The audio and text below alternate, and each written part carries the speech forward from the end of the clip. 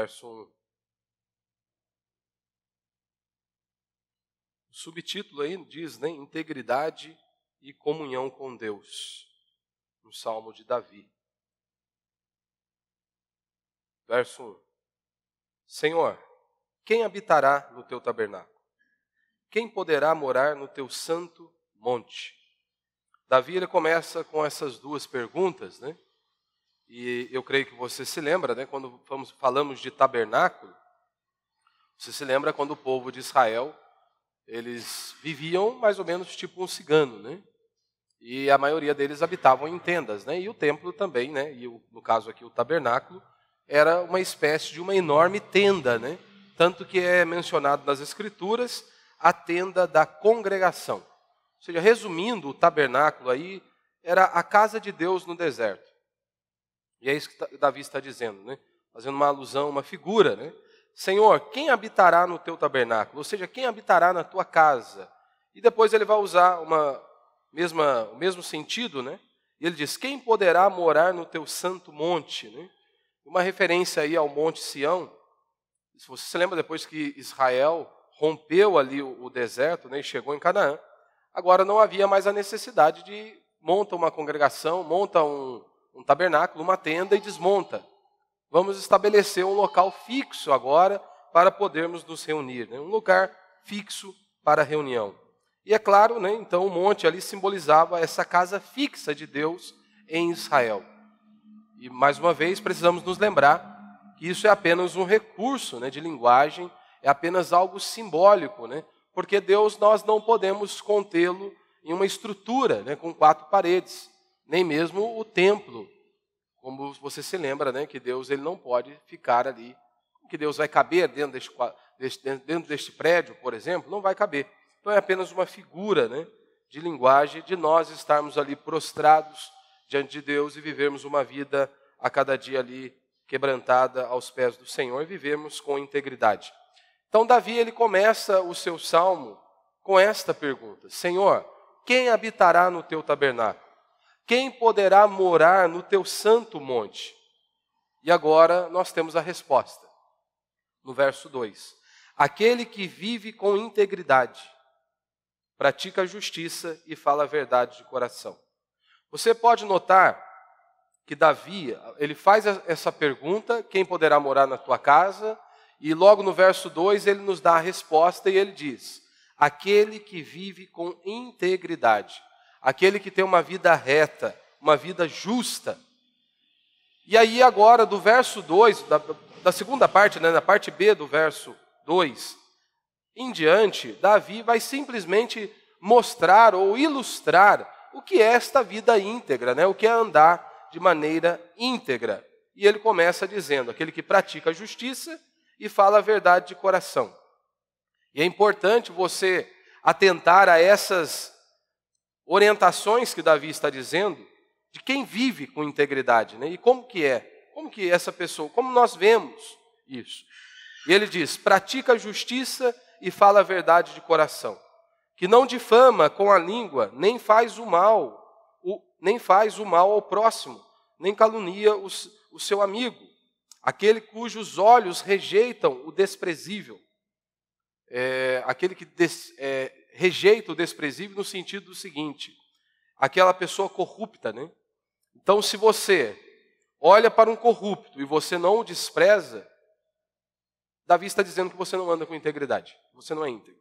Se você olha para o corrupto e você não o rejeita, você não o despreza, há algo de errado com você, você não está tendo um andar íntegro. E, em contrapartida, ele faz um contraste dizendo, mas que também honra os que temem o Senhor, o que não volta atrás, mesmo quando jura com prejuízo, que não empresta seu dinheiro exigindo juros, nem recebe suborno contra o inocente. E ele conclui dizendo, aquele que agir assim nunca será abalado. Ele pergunta quem poderá habitar no tabernáculo, quem poderá morar no teu santo monte, e ele resume dizendo que aquele que vive de maneira íntegra, aquele que vive com integridade. E ele diz que os que vivem desta maneira, eles nunca serão abalados. Se você notou, né, e o tema aqui da minha mensagem é basicamente aí o verso 1. Quem poderá morar no teu santo monte? Quem pode, né, estar aí na presença de Deus? Se você parou para analisar e observar esses versos iniciais, você pode ver que Davi ele trilha um caminho completamente diferente dos homens modernos. A pergunta do homem moderno, inclusive de muitos líderes religiosos que tentam conduzir ao povo por esse caminho, é justamente o seguinte: o homem moderno ele está preocupado não em viver com integridade, ter um andar íntegro e reto diante de Deus. A preocupação do homem moderno é justamente como ficar rico, como ser um sucesso aos olhos deste mundo, como conquistar muitas coisas neste mundo. Quando nós olhamos para Davi, a grande preocupação de Davi, a sua grande motivação é como morar com Deus, como ter uma comunhão contínua com Deus, como existir em sua vida e gozar desta comunhão para sempre. Esta é a preocupação de Davi. E será se esta é a minha e a sua preocupação? Em agradar a Deus, em ter comunhão com Deus, ou nós simplesmente estamos seguindo o fluxo da maioria, preocupados apenas com o aqui e o agora, com o hoje, em ser um sucesso aos olhos deste mundo. E a ideia aqui é de corrupção, ou seja, aquilo que está estragando, né, que está apodrecendo, né, que está ali se corrompendo. A ideia de algo, né, que era original e foi perdendo a sua essência ao longo do tempo. Ou seja, uma luta constante. Nós vemos isso, por exemplo, com o homossexualismo. Né? A pessoa ela é homem, não, ela diz eu sou mulher, e vai perdendo a sua essência, né, e quer negar a sua essência, quer deixar de ser íntegro. Essa é a essência aqui, e basicamente a ideia do tema aqui. Né? Se você se lembra, a primeira pergunta lá do catecismo, né, diz o seguinte: qual é o fim principal do homem? Qual que é o objetivo de nós estarmos aqui neste mundo? Qual é o objetivo? Por que nós existimos? Qual é a finalidade de nós estarmos vivos? E a resposta é: o fim principal do homem é glorificar a Deus e gozá-lo para sempre. Ou seja, a pergunta é: qual é o objetivo do homem? Para que ele foi criado? E a resposta ela vem de forma bem objetiva. O fim principal do homem é glorificar a Deus e gozá-lo para sempre. Não é exatamente isso que o apóstolo Paulo nos ensina lá em Romanos 11:36? Porque dele, por ele e para ele são todas as coisas. Então nós existimos para Deus, vivemos para Deus. Como disse Agostinho, tu nos criaste para ti mesmo, ó Deus, e a nossa alma está sem sossego até que encontre repouso em ti. Nós existimos para o Senhor. Sem Deus não há repouso, sem Deus não há paz. A bússola, né, ela é atraída de forma magnética para o norte. Nós somos atraídos para a eternidade, para o divino, como diz a Escritura. Deus colocou a eternidade dentro de nós, dentro do homem. Nós fomos criados para isso, para algo que transcende, que vai além. E não é apenas para ganhar dinheiro, não é apenas para amontoar bens, para amontoar propriedades neste mundo. Essa vida espiritual que Davi está nos remetendo e nos levando a examinar a nós mesmos, não é a ideia de que muitas pessoas possuem hoje. Né? Quando nós falamos, você precisa viver uma vida espiritual, você precisa ter um andar íntegro, né? E automaticamente as pessoas acham que elas precisam se retirar deste mundo, que elas não podem estar envolvidas com nada. E vida espiritual é aquela pessoa que vai para o monte e ela se isola de todos e de tudo. Né? Todavia, isso não é ser espiritual. Você viver uma vida espiritual não é apenas você ir para o monte e ficar orando o dia inteiro. Ser espiritual é você olhar toda a sua existência e toda a sua vida com a perspectiva de glorificar a Deus, de exaltar a Deus por meio da sua existência. Seja lá no seu trabalho, você deve fazê-lo com excelência. Você deve estar ali não apenas para ganhar dinheiro, não apenas para trazer o sustento para dentro do seu lar, embora seja lícito. Você deve fazer o seu trabalho com excelência e por meio do seu trabalho Deus ser glorificado. Essa é uma vida espiritual. O seu casamento, a mesma maneira. O seu casamento não é um fim em si mesmo. Não é para satisfazer a si mesmo. Você não vive para agradar o seu cônjuge. Embora muitos acham que casamento é isso. Ou é para ele ser feliz, ou é para fazer o outro feliz. O nosso casamento não é um fim em si mesmo. O nosso casamento deve ser vivido com a perspectiva correta, para a glória de Deus. Para que o Senhor seja louvado e exaltado por meio do nosso relacionamento. Ou seja, fazer tudo para a glória de Deus. Reconhecer que sem o Senhor nós não somos nada. E muitas vezes você pode, inclusive, levar prejuízos por conta disso. Por tentar ter um andar íntegro, ser fiel, e muitas vezes você vai sofrer consequências por conta disso. Então você deve olhar para o seu trabalho, para a sua família, e para tudo que você faz com a perspectiva correta, como um culto a Deus. O nosso culto não se limita apenas a 2 dias por semana, onde nós nos ajuntamos para a reunião solene do ajuntamento do povo de Deus. Toda a nossa vida e toda a nossa existência deve ser vivida com essa perspectiva. Um culto para o meu Deus. O meu casamento, o meu trabalho, a criação dos meus filhos, tudo deve ser vivido com esta ótica. Isso é uma vida espiritual. Uma vida espiritual não se resume a 2 dias de cultos por semana. Quando você olha, por exemplo, para o Antigo Testamento, você vê ali o sacerdote limpando o templo. Por que você não pode fazer a mesma coisa limpando a sua casa? Fazendo para a glória de Deus. Fazendo para a glória de Deus, mesmo que ninguém esteja vendo. Fazer o melhor, fazer com excelência, porque Deus está vendo. Você olha o sacerdote oferecendo um sacrifício, sacrificando ali um bezerro.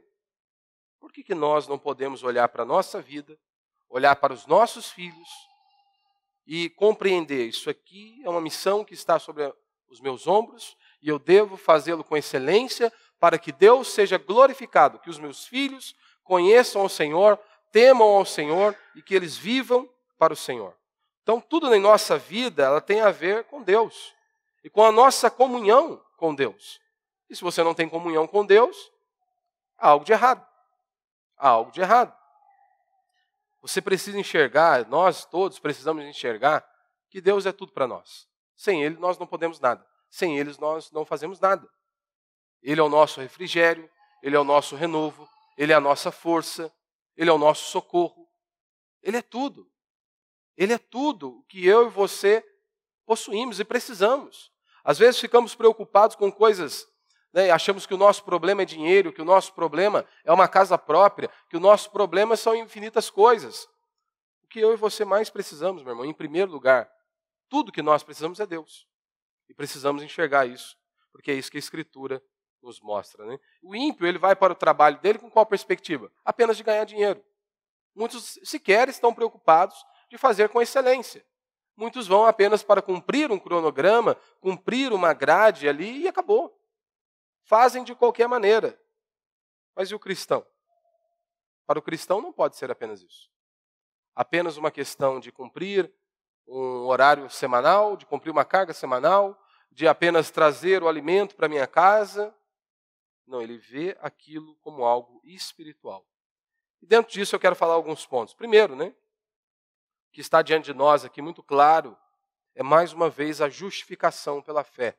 Porque se você compreendeu a pergunta de Davi, Senhor, quem habitará no teu tabernáculo? Quem habitará no teu santo monte? Ou seja, quem pode estar diante do Senhor?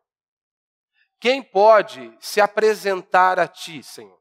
Esta é a pergunta de Davi. Quem pode morar no templo? E ele responde, o justo. Esse pode habitar em sua casa, esse pode morar no teu santo monte, o justo. Só que se você se lembra, a semana passada eu preguei sobre o Salmo 14. E Davi ele foi enfático, não há um justo. Tanto que Paulo repete a mesma coisa em Romanos capítulo 3. Não há um justo, não há nenhum bom sequer. Todos pecaram, todos extraviaram, todos estão destituídos da glória de Deus. E agora nós estamos diante de Davi falando de integridade. Será se Davi ele poderia falar disso com propriedade? Quem era Davi? Por exemplo, Davi ele diz que nós devemos falar a verdade, né? Ele diz, aquele que vive com integridade, e ele começa a aplicar. Aquele que pratica a justiça e fala a verdade de coração. Será se Davi era esse homem que falava a verdade a todo instante? Ora, ele mentiu para Urias. Um homem que tinha um andar íntegro. Se você se lembra, toda a situação que Davi enfrentou, né? Davi, por conta de um olhar, Davi começou a cair. Por conta de uma olhadinha, Davi abriu brecha para o pecado. E ali, então, por conta de uma mentira, vem um adultério, depois vem uma morte. E se você se lembra, Urias estava em batalha. Davi pede para chamar Urias e fala para Urias o seguinte: olha, vai lá e deita com a sua mulher. Porque ele queria cobrir o fruto do seu pecado. Urias, um homem tão direito, que ele disse o seguinte: como que eu vou me deitar com a minha esposa se os meus irmãos estão em guerra? Se os meus irmãos estão em batalha? Não, eu não vou. Eu não vou para casa me deitar com a minha mulher. Levar a vida como se tudo estivesse de boa. E aí então Davi precisou de uma outra saída. Davi então usou um outro método. E aí nós vemos que o desfecho foi ainda mais pior. Foi infinitamente pior. Davi está dizendo, olha, que nós não devemos falar ou fazer o mal ao próximo. Será que ele podia falar isso? Claro que não. O exemplo de Urias já nos mostra muito bem isso. Ele não apenas mentiu, ele não apenas tentou enrolar Urias, como ele colocou Urias na ponta, na alça de mira ali, para que ele pudesse ser morto mesmo. Então é claro que ele fez mal ao seu próximo. Ele está dizendo que também nós não podemos prejudicar o inocente. Davi não apenas prejudicou o inocente, ele matou o inocente. Ele arrebentou com a vida de Urias, com a família de Urias. É Davi, é isso que ele está falando. E aí surge a pergunta, quem pode então se chegar a Deus? Quem pode? Das condições que as Escrituras nos mostram, quem pode se apresentar? Quem pode morar no Santo Monte? A Bíblia diz que apenas uma pessoa pode. Apenas uma pessoa fez isso, que foi o nosso Senhor Jesus Cristo. Houve um homem que conseguiu subir o monte e chegar até Deus, que foi o nosso Senhor Jesus Cristo. Como nós vemos e estudamos aqui no domingo, a grande evidência de que ele cumpriu e satisfez a exigência da lei, a exigência feita por Deus, é justamente a sua ressurreição. Que ele morreu e ressuscitou para que pudéssemos ser justificados. O sacrifício foi aceito, a oferta foi aceita, e como a Escritura anuncia, ele está ao lado do Pai. Ele foi o único, e é por isso que nós só podemos ser justificados e podemos ser reconciliados com Deus por meio dos feitos de Cristo Jesus. Como eu falei bastante aqui no domingo, né?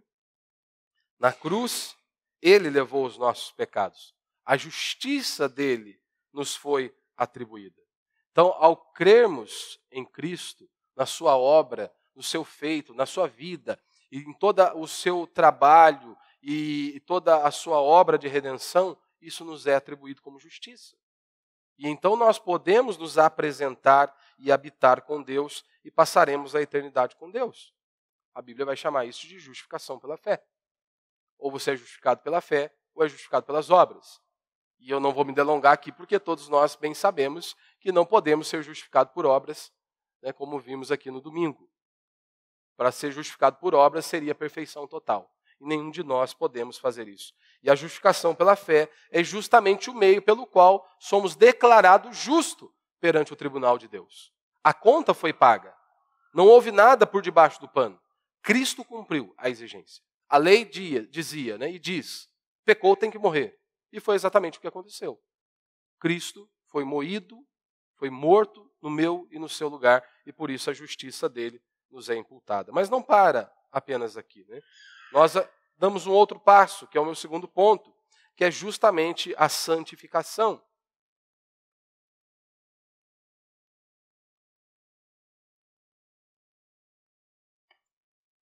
Só o justo pode praticar a justiça. E aí que nós entramos agora. Deus, ele nos justifica e agora está nos santificando. Primeiro ele nos justifica e agora nós estamos no processo de santificação, buscando o caminho da justiça. A lei nos leva para Cristo e Cristo nos envia novamente para a lei para sermos lapidados, transformados, dia após dia, com o objetivo final de nos parecermos com Cristo. E é claro que aqui todos nós fomos chamados para ser santo. Não é apenas um ou outro.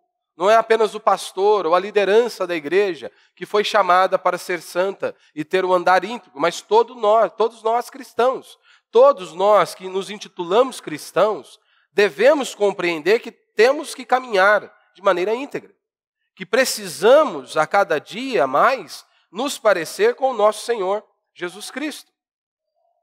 Quem pôde subir ao monte? Ninguém. Por isso nós precisamos de Cristo. Por isso nós precisamos dele. É Ele que nos salva. E é Ele que nos salvou, é Ele que nos reconciliou com Deus. E é Ele agora que vai fortalecer a mim e a você a cada dia nessa escalada desse monte, nesse caminho de santificação. É pela fé que nós vivemos. É dia após dia vivendo para a glória de Deus, caminhando e crescendo em santidade a cada dia nesse processo de santificação. Seria esse processo, né, santificação, poderíamos resumir aí como um processo de embelezamento que Deus submete ao seu povo, aonde nós vamos a cada dia sendo lapidados para que possamos parecer com o nosso Senhor Jesus Cristo. Quando você olha para a lei de Deus, algumas pessoas dizem, é muito difícil nos submetermos à lei de Deus. Não, é impossível. Os mandamentos do Senhor não são difíceis, eles são impossíveis. E a lei diz muito clara que você não pode cumprir. Eu não posso cumprir. Nós, por nós mesmos, não conseguimos cumprir. E é aí que nós precisamos andar por fé. Fé que Cristo nos capacita dia após dia. Que Ele nos capacita a vivermos a palavra de Deus, a nos submetermos à sua palavra e a caminharmos de acordo com a sua palavra. Então a salvação não é apenas você pegar um porco, dar um banho naquele porco e soltá-lo de novo livre, para que ele volte de novo para a lama. Isso não é salvação. A salvação vai além. Há uma transformação. Salvação não é você receber um carimbo de crente agora, que agora você é crente, que agora você pertence a uma denominação evangélica. Isso não é salvação. Você pode ficar 10, 20, 30 anos dentro de uma denominação e não ter nascido de novo e ir para o inferno. Então, salvação é a questão do novo nascimento. Algo sobrenatural ocorre dentro de nós. E a Bíblia vai dizer que o Espírito de Deus habitando em nós. Ou seja, nós não somos mais um porquinho que apenas recebemos um banho e agora vamos voltar novamente para a lama. A Bíblia diz que não aconteceu isso apenas conosco. Nós fomos transformados, o Espírito de Deus habita em nós. E agora nós podemos e devemos andar em novidade de vida. Nós não somos um porquinho que tomou banho. Algo sobrenatural ocorreu em nós. O Espírito de Deus habita dentro de mim e de você. E é claro, como que isso acontece, né? Como que isso ocorre? Como que nós podemos ver isso, perceber, né? Como que nós somos santificados? Como que esse processo de santificação ocorre em nossas vidas? Algumas pessoas ficam presas a sentimentos, né? Ela precisa sentir algo, precisa sentir um arrepio, ela precisa chorar para então dizer, não, Deus está comigo. Todavia a Escritura diz que o que eu e você precisamos é crer. Crer que o Espírito de Deus habita em nós, crer que o Espírito de Deus nos capacita a andar em novidade de vida, crer naquilo que a Escritura diz a nosso respeito, como Paulo, por exemplo, vai dizer em Romanos capítulo 6, que nós não somos mais escravos do pecado, que nós somos livres agora em Cristo Jesus e muitas outras aplicações que eu e você podemos fazer em nossa vida. Mas como nós percebemos isso? Que nós estamos nesse processo de santificação e que isso está ocorrendo em nossa vida. Primeiro, pelo prazer na lei de Deus. Nós precisamos nos deleitar nas Sagradas Escrituras. Agora, se você não ler a Escritura, não lê a Escritura, se você nunca tem um tempo para se debruçar na palavra de Deus, há algo de errado. Aqui está o seu alimento. É a palavra de Deus. Por mais que você leia bons livros, por mais que você ouça boas pregações, você precisa ler as Escrituras. Você precisa ler a palavra de Deus. Não há negociação. Você precisa se deleitar na lei do Senhor. Como o salmista vai dizer no Salmo 139, não é? Que ele tem prazer na lei de Deus. O ímpio não é assim. O ímpio ele está preocupado apenas, vai me fazer feliz? Eu vou ganhar dinheiro com isso? Qual será o benefício que eu irei ter? O cristão ele não analisa a sua vida com essa perspectiva. O cristão ele olha para tudo e a primeira pergunta que ele faz é: isso agrada a Deus ou isso é pecado? Isso vai glorificar a Deus ou isso é pecado? E para isso você precisa conhecer a Deus. Você precisa ler a Escritura. Você precisa se submeter à palavra de Deus. E é onde nós vamos sendo fortalecidos. Lembrando que é Ele que opera em nós. Ele gera e Ele nos opera em nós, nos transformando, tanto querer como efetuar. Essa obra, esse processo, é Deus que vai nos fortalecendo, é Deus que vai nos capacitando dia após dia. A lei, ela não nos salva, meu irmão. E não porque ela é ruim. Ela é boa, como eu disse aqui no domingo.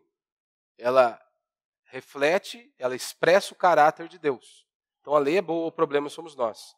Mas nós sendo salvos, a lei ela não pode nos salvar, porque ela nos condena por conta da nossa situação, por conta do nosso pecado. Então a lei não nos salva. Mas nós sendo salvos, Cristo operando em nós, existindo ali um novo nascimento, onde nós somos novas criaturas, nós somos comissionados a obedecer à lei. Ou seja, nós somos enviados mais uma vez para a lei de Deus para que possamos nos submeter à sua lei. Nós somos criados para as boas obras. Não que as boas obras irão te salvar, mas após esse processo de salvação, de transformação ocorrer, você precisa produzir. Nós precisamos dar frutos. E um deles é justamente as boas obras. Mas não somos salvos pela bondade, mas fomos salvos para a bondade. Né? Como Paulo vai dizer em Efésios 2:10, pois somos feitura dele, criados em Cristo Jesus para boas obras, as quais Deus de antemão preparou para que andássemos nela. Então nós fomos criados para isso. E aí agora nós vamos ver aqui alguns exemplos, né, de prática dessa justiça. Porque é isso que ele diz no verso 2. Né? Aquele que vive com integridade pratica a justiça. E aí como que ele dá algumas aplicações. Primeiro, de coração fala a verdade. Né? E ele dá aí alguns exemplos. Né? Não difama com a língua, nem faz o mal ao próximo. E nem vai falar mal do outro. Né? Então, o primeiro exemplo prático é justamente isso. De coração fala a verdade. Segundo, né? Ele despreza o ímpio e enaltece o justo. Verso 4. Aquele cujos olhos rejeitam o desprezível, mas que também honra os que temem o Senhor. O que não volta atrás mesmo quando jura com prejuízo. Né? Mas vamos ficar apenas nesta parte A aqui primeiro. Aquele cujos olhos rejeitam o desprezível, mas que também honram os que temem o Senhor.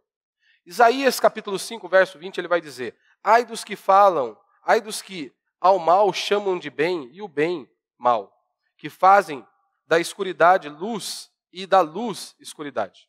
Põe o amargo por doce e o doce por amargo. Traduzindo aqui para mim e para você, essa inversão de valores que nós temos hoje. É tudo isso que está diante dos nossos olhos hoje.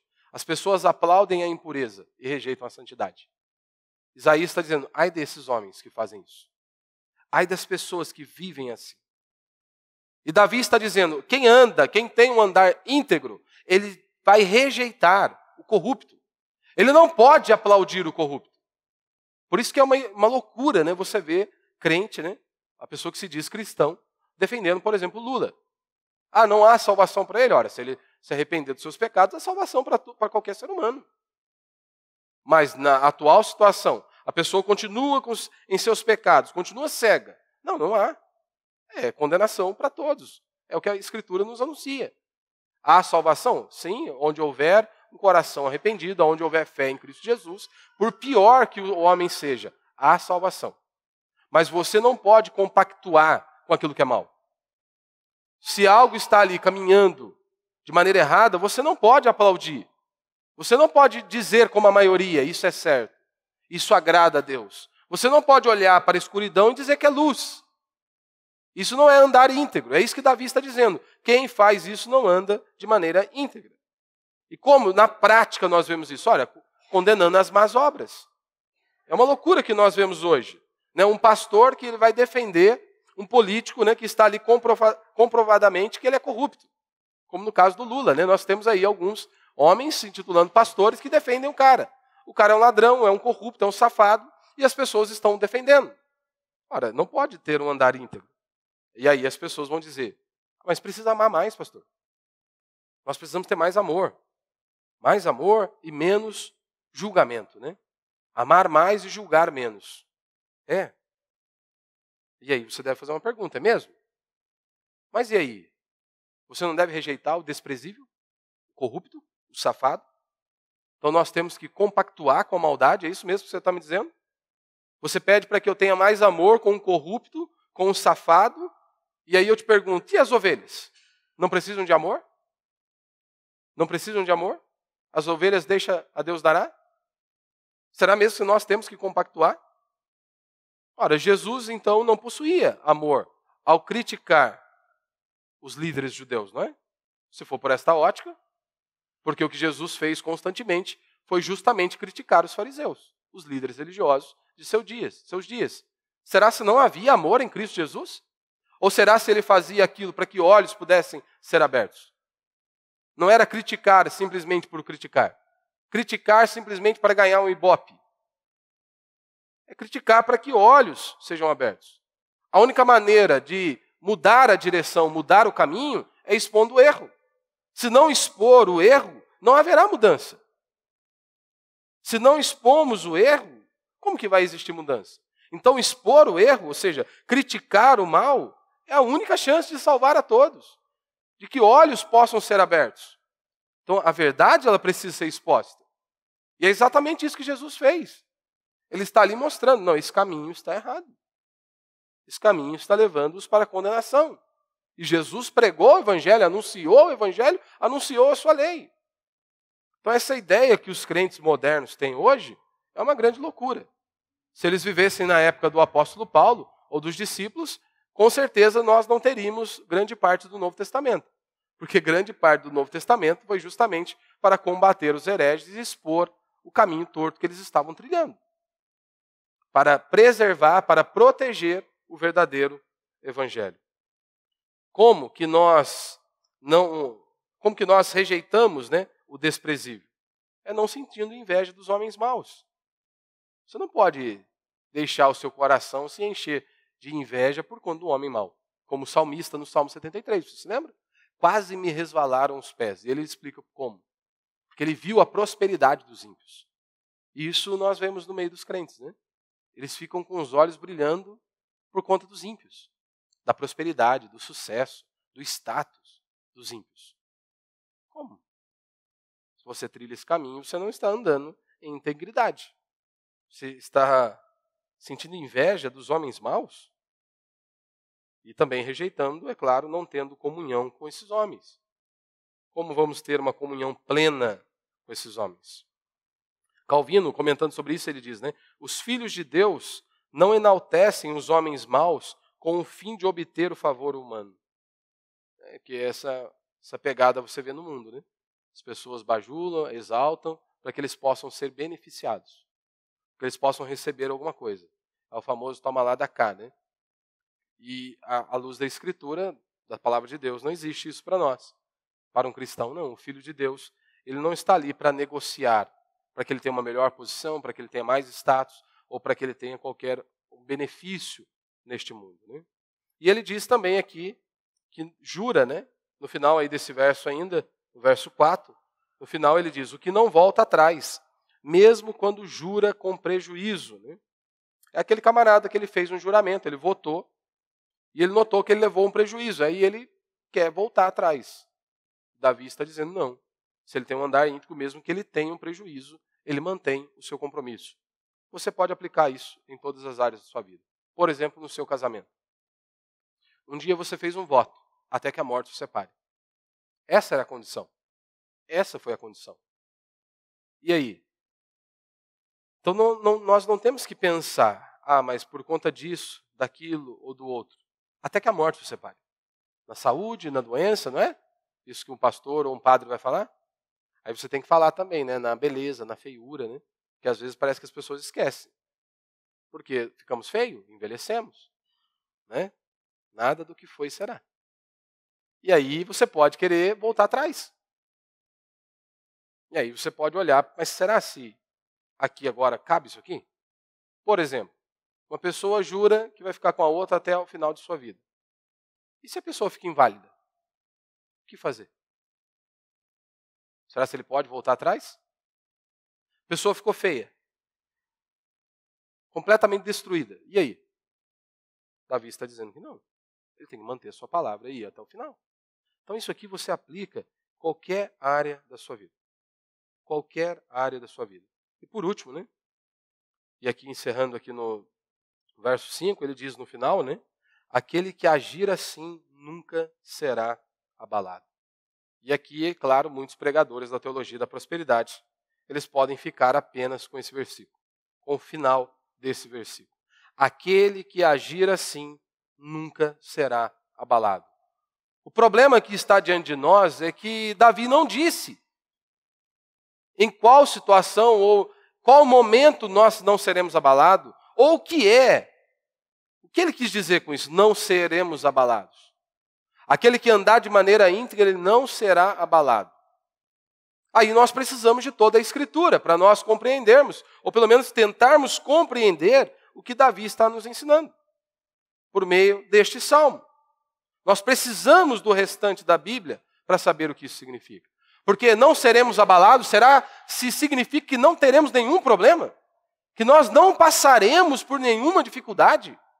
Ora, isso cai por terra quando nós olhamos para Jó. Jó era um homem íntegro, reto e temente a Deus. Inicia-se o livro de Jó dizendo isso. Um homem íntegro, reto e temente a Deus. Todos nós conhecemos a história de Jó. Jó perdeu tudo, perdeu seus bens, suas propriedades, seus filhos. Então não pode ser isso. Que você não pode perder nenhum bem, nenhuma propriedade, inclusive seus próprios filhos. Então não é isso que Davi está dizendo, que nós não seremos abalados. O próprio Cristo nos mostrou diante dos dois fundamentos, né? Ou você constrói a sua casa sobre areia, ou você constrói a sua casa sobre a rocha. E ele deixou muito claro que as tempestades vieram e vêm sobre todos, sobre o bom e sobre o mal, sobre o justo e sobre o ímpio. Então as dificuldades, as adversidades assolam todo mundo, seja o cristão ou o ímpio. Só que há uma grande diferença quando nós olhamos para a Escritura e nós vemos que nós não estamos sozinhos. Que mesmo em meio a inúmeras dificuldades, mesmo em meio a inúmeros problemas, a Escritura sempre diz que o cristão, ele é vencedor. Mesmo diante do pior cenário, ele é vencedor. Ele é mais que vencedor. É o que a palavra de Deus diz. É o que o apóstolo Paulo nos ensina. Né? Todas as coisas cooperam para o nosso bem. Tudo, tudo. Então nós já somos abençoados. Então essa ideia, né, de muitos pastores é, esse ano vai ser o ano da vitória, o ano da bênção, o ano da prosperidade. Não, nós já somos abençoados. Nós já somos vitoriosos em Cristo Jesus. E aqui está a grande diferença. Muitas das vezes você não será livre das dificuldades. Eu não posso te garantir isso, como a maioria dos pastores garantem. Queria poder garantir que nós não iríamos sofrer, que nós não iríamos passar por nenhum problema, que a vida seria fácil, que a vida seria uma maravilha, mas isso não está nas Escrituras. Na maioria das vezes você não será livre das dificuldades. Na maioria das vezes nós teremos que enfrentar as adversidades da vida. Na maioria das vezes nós temos que nos lembrar, todo dia, a vida é dura, a vida é difícil. E essa é a primeira coisa que você precisa se lembrar para enfrentar a vida. Saber que a vida é difícil. Saber que a vida é sofrimento, é angústia, é aflição, a maior parte do tempo. Temos pequenos momentos de alegria, de felicidade, mas a grande maioria, a grande parte de nossa existência vai ser de dor, vai ser de angústia, vai ser de aflição. Inclusive, né, dentro da nossa própria família. Um dos lugares que nós mais sofremos, mas é um dos lugares que nós temos mais alegrias. Mas a vida é assim. Essa é a vida real. Você não pode viver numa bolha, como a maioria dos pastores querem nos fazer pensar que a vida, pelo fato de nós recebermos a Cristo e o Espírito de Deus habitar em nós, que nunca iremos enfrentar sofrimentos. Cristo nunca prometeu isso para mim e para você. Ele diz, olha, o mundo me rejeitou, é claro que eles vão te rejeitar. O mundo me desprezou, é claro que eles vão te desprezar. No mundo tereis aflições, mas tem de bom ânimo, eu venci o mundo. Foi categórico, ele nunca mentiu. Quer me seguir? Ótimo. Comece negando a si mesmo. Tome a sua cruz e siga. Ou seja, abre mão das suas vontades, abre mão dos seus planos, dos seus sonhos. Será que você está disposto a isso? Abrir mão dos seus sonhos. Porque nós nos apegamos a eles de tal maneira que não podemos nos submeter a Deus. Porque será desconforto. Porque isso gera dor. Isso gera sofrimento. Será que nós não temos outro caminho a não ser nos submeter a Cristo? A não ser olhar para frente. Você não foi chamado para viver a sua vidinha. Seu projetinho de vida. Toda a nossa existência faz parte de um projeto infinitamente maior. Não resume na sua vidinha, no seu dia a dia, no seu casamento, na criação dos seus filhos apenas. Quando nós olhamos para a Escritura, você vê histórias como de Davi, Esther, Ruth, José, Moisés, todos eles. Não era a vidinha deles, o projetinho de vida deles, o império que eles estavam tentando construir. Mas eles faziam parte de um projeto infinitamente maior. E é assim que o cristão deve viver. Será que nós conseguimos perceber isso? Eu fui chamado para submeter a Deus. Em todas as áreas. Quando você vai tomar uma decisão, uma atitude, como é que você faz? Você consulta ao Senhor? Ou faz a primeira coisa que lhe dá na sua cabeça? Você sempre deve pensar isso. Então lembre-se disso, nós nunca seremos livres, né? Na maioria das vezes nunca seremos livres das dificuldades, das tempestades da vida. E a vida é dura. Na velhice você consegue perceber isso. Quanto mais os anos se passam, mais nós vamos percebendo a nossa limitação, a nossa fragilidade, mais nós vamos reconhecendo a nossa pequenez. Né? Quanto mais os anos vão nos acrescentando aí, vai acrescentando a nossa idade, nós vamos percebendo quão podre nós somos, o quão limitado nós somos. Né? Então o Senhor, Ele nunca prometeu ausência de problemas. Nunca. Mas uma coisa Ele garantiu para mim e para você. A presença dEle. E isso já deveria nos ser suficiente. Ele garantiu a presença dEle. Mas para isso, é por meio da fé. Não é? Por meio de fé. Crendo. Você não precisa sentir o arrepio. É realmente crer. Crer e obedecer. Se submeter a Deus. Como disse Isaías, né? No capítulo 40, verso 30 e verso 31. Os jovens se cansarão. Os moços cairão. Mas ele diz, os que esperam no Senhor renovarão suas forças. Subirão com asas como águias, correrão e não se cansarão. Mas aqueles que esperam no Senhor. Isso é uma das nossas maiores dificuldades. Esperar. Queremos tudo para ontem. Oramos às 19 horas e queríamos a resposta às 18. Temos que aprender a esperar em Deus. Você não será livre das dificuldades. Mas em Cristo Jesus, se você estiver firmado em Cristo Jesus, elas não irão te abalar. Não estou dizendo que você não perderá pessoas, você não poderá perder o emprego, não perderá um parente ou o próprio filho. Não é isso. É que mesmo em meio às piores adversidades, se você estiver firmado em Cristo Jesus, você pode ter certeza que Ele será a tua fortaleza. Ele vai ser aquele que vai te capacitar. E você sairá vencedor em todas as batalhas. Porque Ele vai te fortalecer. Se você viver em comunhão com Cristo e fé nele, você pode ter certeza. Você vai sair triunfante em todas as batalhas e em todos os problemas. Mas para isso, precisa estar prostrado diante do Senhor. Precisa realmente confiar nele e depender dele. Que Deus nos dê essa graça.